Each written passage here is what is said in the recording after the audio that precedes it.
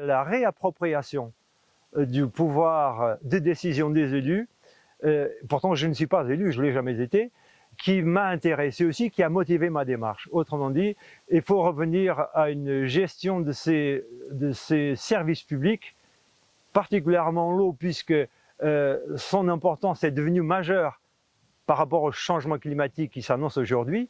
Et c'est important aussi de offrir aux gestionnaires publics cette expertise qui est indispensable. Parce qu'effectivement, il y a beaucoup de paramètres à tenir en considération pour rendre l'eau potable. Et quelles sont les raisons qui font que les élus ne veulent pas assumer cette responsabilité-là?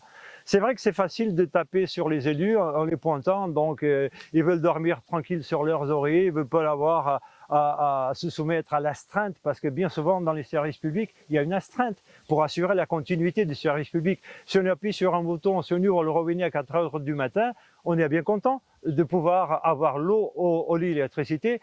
Et on peut comprendre que les élus, particulièrement dans les petites communes, soient très attentifs à cet inconfort qui est celui qui lui est demandé d'être toujours disponible pour répondre à la demande.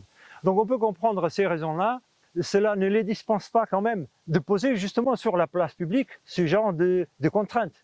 On s'est réunis, donc des différentes associations se sont réunies pour faire pression sur les élus de façon à ce qu'à la fin du contrat d'affermage, la commune reprenne la gestion. Et effectivement, la décision a été prise en décembre de 2007 de commencer à gérer à partir du 1er avril 2008 le service public de l'eau potable par la commune. Donc, si tu veux, dans la gestion de l'eau, il y a eu la fin de l'affermage en 2007, 50 ans d'affermage. Et au fur et à mesure, donc, on a eu l'impression que ça allait dans le bon sens. On s'est aperçu aussi que la majorité municipale avait à l'époque à traiter de la délégation des services publics de l'assainissement. C'est un dossier assez lourd, mais qui a un rapport avec la création, dans une des 8 communes du canton d'Embrun, de 900 logements qui venaient en appui au manque de la capacité d'accueil d'une station de ski dans le canton et qui ne pouvait être assouvi sans le passage par une création d'une unité touristique nouvelle qui permettait la création de 900 logements, de 3000 lits, donc une augmentation de la quantité d'eau usée à dépolluer. Et la capacité d'accueil, la capacité de traitement de la station qui allait recevoir ce nouveau volume, elle était insuffisante. Il fallait donc l'agrandir et la mettre aux normes. Donc c'était un investissement assez important et qui devait être financé en grande partie par l'ensemble des usagers du canton et pas seulement par les usagers de la commune.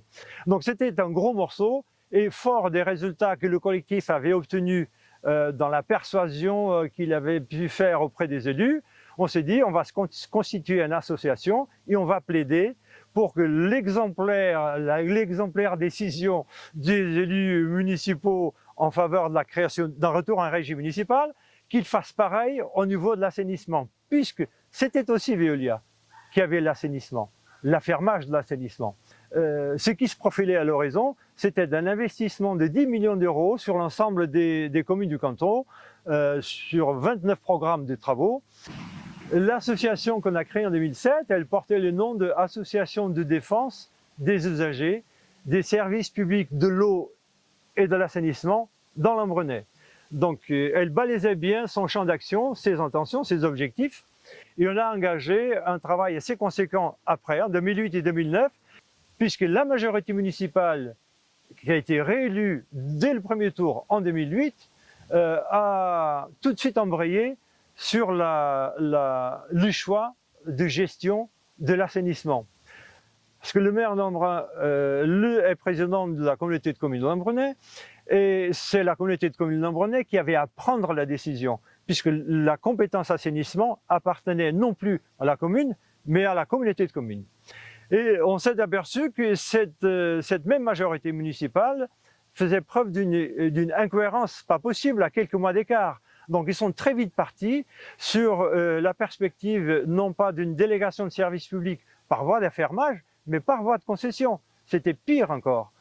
une concession qui est faite pour une durée supérieure à 20 ans oblige la collectivité à demander l'avis du trésorier payeur général du département pour savoir si les conditions de financement sont pas trop, ou pas assez, ou pas du tout pénalisantes par rapport au financement qui est, dans le cadre d'une concession, le financement il est assuré par le concessionnaire. C'est lui qui paye et qui se fait rembourser après, à un taux qui peut être usurier ou pas, mais qui est forcément intéressant pour lui, il fait le banquier.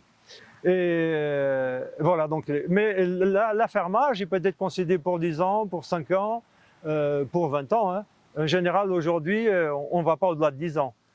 Même pas au-delà de 12 ans, au-delà de 10 ans, parce que c'est une façon d'impliquer les élus. Autrement dit, le mandat d'un élu municipal ou intercantonal, c'est de 6 ans. Donc, il ne peut pas engager les futurs élus par des décisions qui vont au-delà d'un deuxième mandat. Donc, c'est normal que l'affermage n'aille pas au-delà. Dans le cadre de l'affermage, tout ce qui touche à l'entretien, au renouvellement, est à la charge de la commune, de la collectivité. Donc, le gestionnaire ne facture que sa prestation de service. Donc, il fait donc l'entretien du réseau, ouvre et ferme les robinets, tout ça. Mais dès lors qu'il y a un investissement, c'est la commune qui prend en charge, c'est la collectivité qui prend en charge.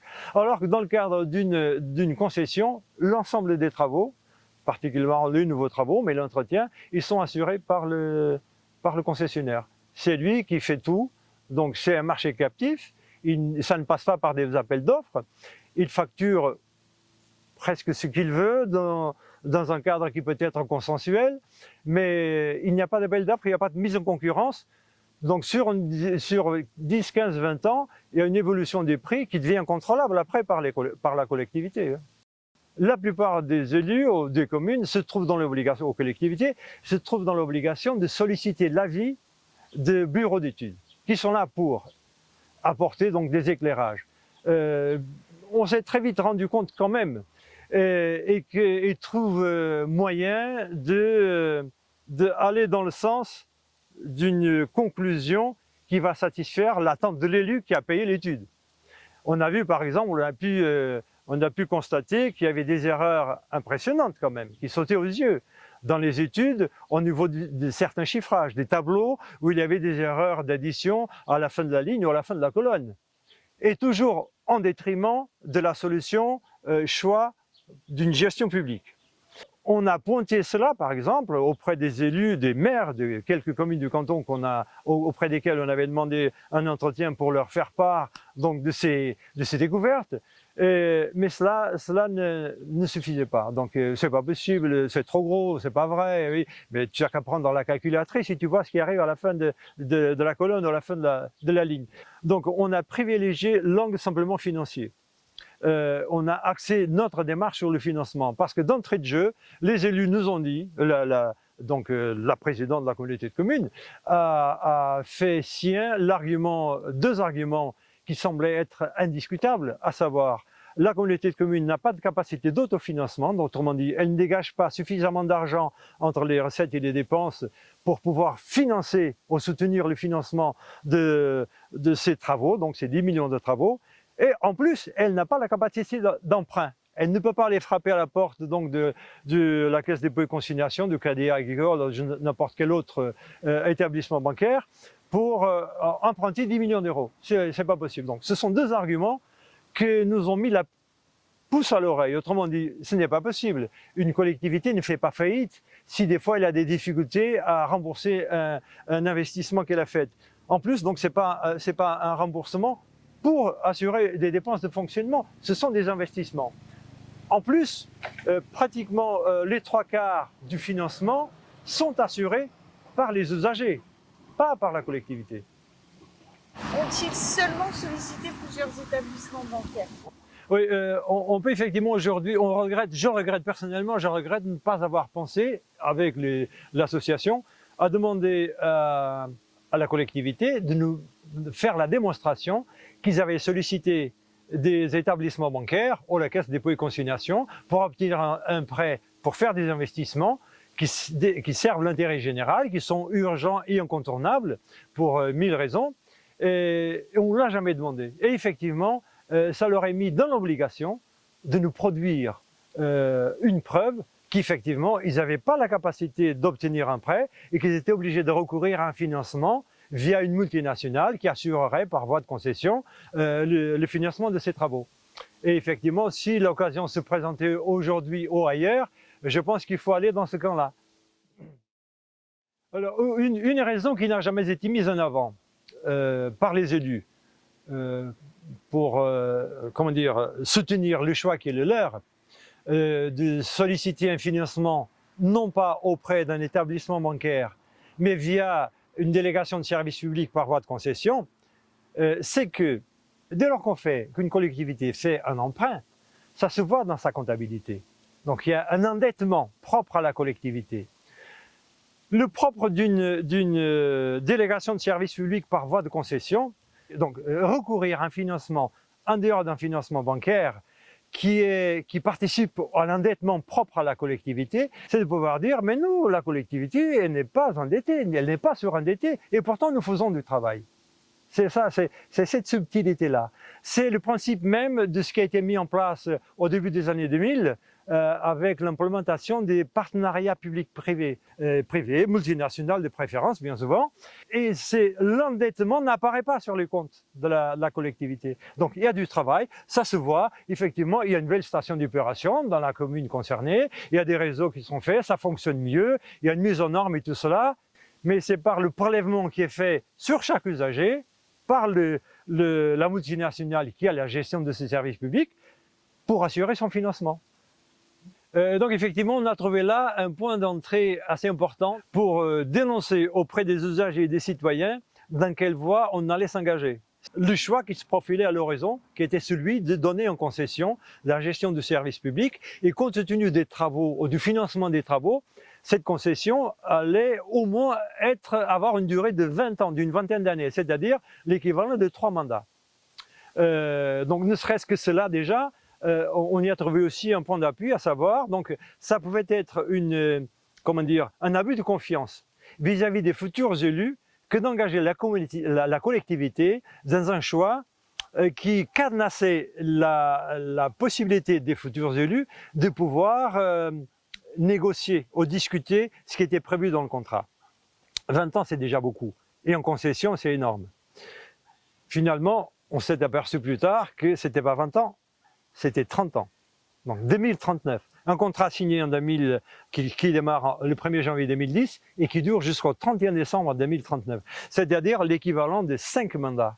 Ça, c'est un abus de confiance. Les élus n'ont jamais eu le souci, n'ont jamais voulu, ils ne l'ont pas fait, d'organiser une réunion publique, comme nous l'avions demandé, 1, 2, 3, pour épuiser jusqu'au bout donc tous les paramètres, où seraient discutés donc publiquement, contradictoirement, les enjeux, les raisons, le bien fondé des raisons qui étaient les leurs, qui est discutable ou pas. Hein. Mais ne serait-ce que la moindre des choses, c'est quand on engage une collectivité sur une période aussi longue, la moindre des choses, c'est effectivement de solliciter l'avis, le consentement éclairé, émis par les citoyens. Même si, comme souvent, les citoyens qui se sentent concernés, qui veulent participer à la chose, ne sont pas nombreux par rapport au nombre de citoyens inscrits ou de lecteurs inscrits. Donc il y a le confort de la gestion déléguée, qui est indiscutable. Et on peut comprendre, particulièrement donc dans les régions rurales ou petites où il y a une faible démographie, parce que ce n'est pas une sinécure d'être élu. Ce n'est pas étonnant que des élus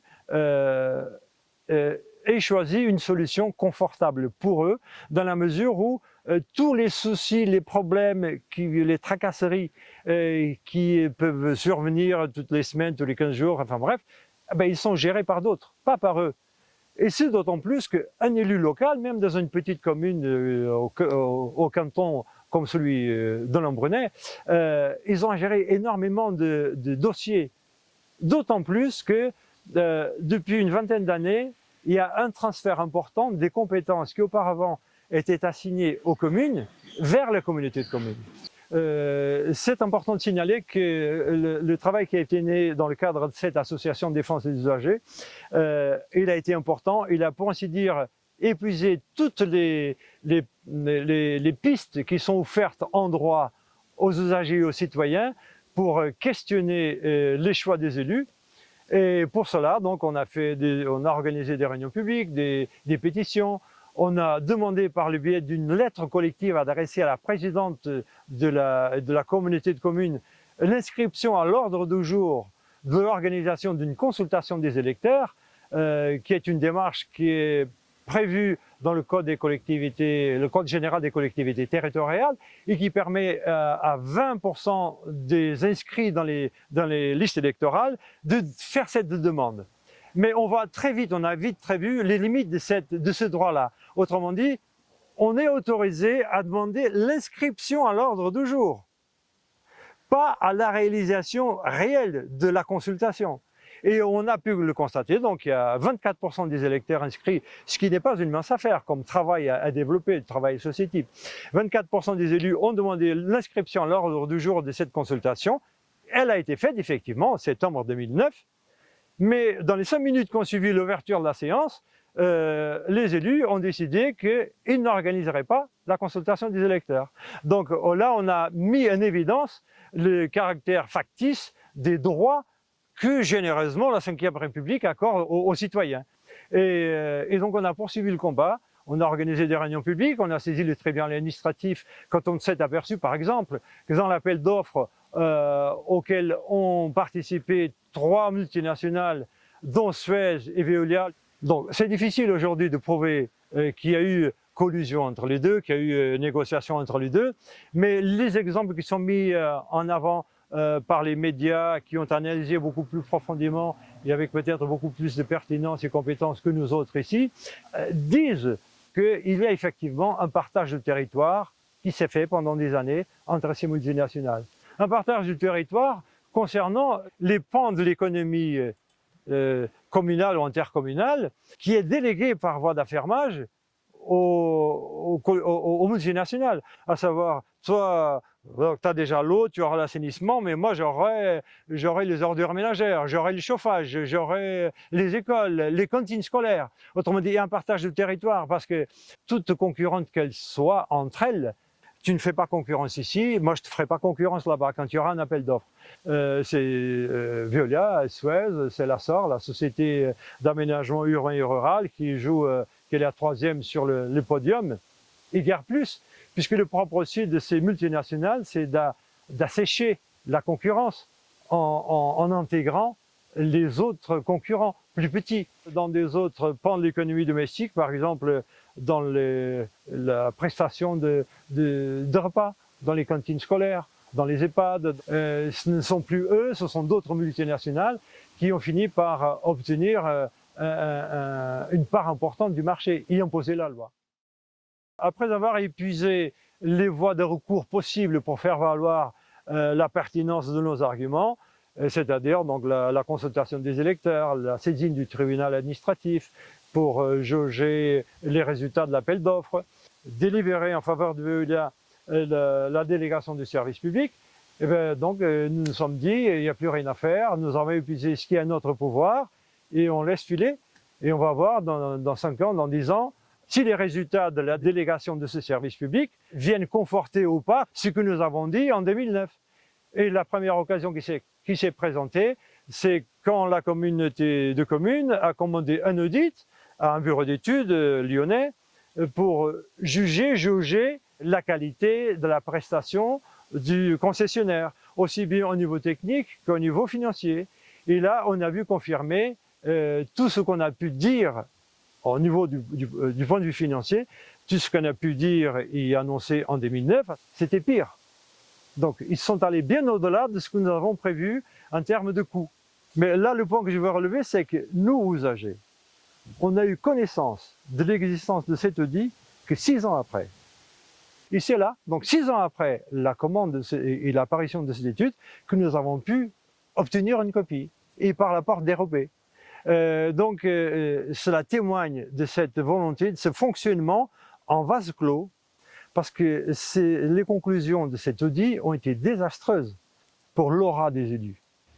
80% de l'argent qui a été collecté par Veolia depuis 2010 a servi à payer des intérêts et non pas à réduire le montant de la dette.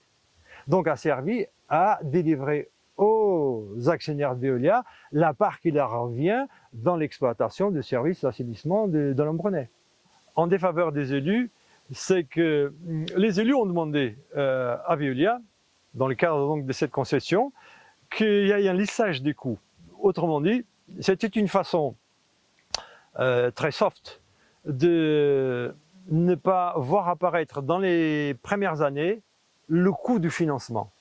Le remboursement de son financement, des travaux, soit dilué, augmenté progressivement la part qui était demandée aux usagers pour participer au remboursement à Veolia de son financement, qui est un financement assez douloureux, puisque Veolia prête, entre parenthèses, joue les banquiers, prête, se fait rembourser à un taux de 6,5% sur 30 ans.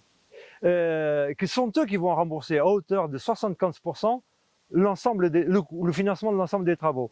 Puisque pour ces travaux, la collectivité peut espérer obtenir des subventions publiques de la part de l'agence de l'eau, de la région, du conseil général, qui viennent donc soulager la peine des usagers, puisque sont eux les seuls à devoir supporter le financement des travaux, par le biais des factures semestrielles. Et effectivement, il y a deux lignes qui servent à Veolia à collecter la part des usagers dans le remboursement du financement qui est le leur. Ça s'appelle abonnement par investissement, consommation par investissement. Donc on engage depuis 3 ans les usagers qui participent à cette démarche. Quand on paye la facture, on soustrait à la facture le montant des deux lignes, non pas pour dire on refuse de payer, parce que ça nous mettrait un porte-à-faux juridiquement, mais on leur dit on vous demande le paiement différé de cet argent-là, jusqu'à ce que vous nous donnez copie du document où vous dites combien vous affectez au paiement des intérêts. Donc c'est un travail aussi de fourmi, de mettre sur un tableur tous ces documents-là. Et on s'est aperçu qu'il y avait une progression qui est passée de 59 000 € la première année à 850 000 € la 10e année. Donc effectivement, ça s'est fait dans la douceur. Et particulièrement les premières années, puisque ça permet effectivement aux élus de parader et de montrer que les travaux sont faits, et finalement, ça n'a pas alourdi la peine des usagers. C'est que moins on rembourse le capital en dette, mieux Veolia, dans ce cas-là, a à sa disposition un outil qu'il peut utiliser pour leur dire si les élus veulent revoir les clauses du contrat, ou veulent casser le contrat, ils disent mais monsieur, vous nous demandez encore 90% de ce qu'on vous a prêté. Donc nous avons établi un programme, nous espérons recevoir tant d'argent dans ce financement-là. Donc si vous voulez, on veut bien casser le contrat, mais vous nous donnez 15-17 millions d'euros d'indemnité. Donc les élus ne sont pas aperçus de cela, en demandant, en exigeant la montée progressive du remboursement. Et c'est ce que, par exemple, a été pointé lors de l'audit qui a été commandé par la collectivité à un bureau d'études lyonnais. Autrement dit, il y a une marge excessive, il y a des clauses de résolution du contrat qui sont dissuasives pour la communauté. Vous avez beau vous agiter, gesticuler, Veolia a en sa faveur le fait que 10 ans après, vous devez encore beaucoup d'argent. Donc il veut une indemnité en conséquence. Des indemnités qui est dissuasive, donc il garde, c'est une façon pour lui de garder la main sur la durée du contrat. Les 7 millions d'euros que Veolia a mis en avant. Et il lui dit, donc c'est l'ingénierie financière qui le veut, il se dit donc on va se faire rembourser pendant 30 ans. Donc on va prévoir tous les ans dans nos dépenses de compte de résultat, on va prévoir une ligne qui ont dit voilà, on va se rembourser de 600 000 €. C'est ce qu'ils font. Et en face de ces 600 000 € qu'ils considèrent comme une dépense, ils vont mettre les recettes, le lissage des coûts. Ils vont mettre les 59 000 € de 2010, les 140 000 € de 2011. Et donc en 2010, en 2011, ces dépenses sont bien supérieures aux recettes et donc vont induire un résultat d'exploitation négatif. Et là, ils perdent l'argent. Sauf que ce n'est qu'à partir de 2015 que les recettes, du fait qu'elles ont augmenté, les recettes sont supérieures aux dépenses pour le remboursement. Et quand tu continues donc cette addition, tu compares les deux, tu constates effectivement que Veolia peut afficher, et c'est vrai, peut afficher des résultats négatifs. Nous, pendant 10 ans, on a perdu de l'argent. Mais où sont allés? Qu'est-ce que vous avez fait de l'argent que vous avez perçu à partir de 2019, les 920 000 euros, vous les affectez à quoi? Au remboursement de la dette? Non, vous les affectez au paiement des intérêts, qui n'apparaissent pas donc dans le résultat d'exploitation. Là, on peut facilement démontrer qu'il y a des astuces qui permettent à Veolia d'apparaître aux yeux des élus comme étant un pauvre diable qui perd de l'argent. Mais on ne peut pas l'admettre quand l'élu concerné est un docteur en sciences économiques. Là, ça ne va pas. Il doit savoir lire un document. Et donc là, c'est qu'il y a quelque chose. Il y a quelque chose qui s'est passé pour la signature de contrat, il y a quelque chose qui s'est passé après. Donc elle est bien obligée, face aux contestations qui sont faites par des élus nouvellement arrivés, ou par le coût, ou surtout par la dépense qu'ils ont engagée maintenant, pour la reconstruction et renouvellement de la station d'opération, ils sont dans l'obligation aujourd'hui de se montrer mordants vis-à-vis du délégataire. Et de dire non, merde, là vous allez trop loin, vous êtes allé trop loin, vous avez déjà assez encaissé d'argent, donc mettez de l'eau dans votre moulin si vous voulez peut-être continuer la gestion. Donc, ce qui se profile à l'horizon, c'est ce qu'on peut soupçonner, c'est qu'ils vont trouver moyen de casser le contrat, donc le abroger de 10 ans, il terminera le 31 décembre 2029, et à partir de 2030, le 1er janvier, il y aura un nouveau contrat qui ne sera pas d'affermage, qui sera donc de gestion, qui permettra à Veolia de continuer à siphonner et avoir un marché captif pendant 10 ans ou 15 ans, et aux élus de sortir un peu de l'opprobre dans lequel ils se sont jetés par les décisions qu'ils ont prises en 2009. Et le grand inconnu, c'est combien la communauté de communes va devoir donner à Veolia au titre de remboursement pour la résiliation de contrat.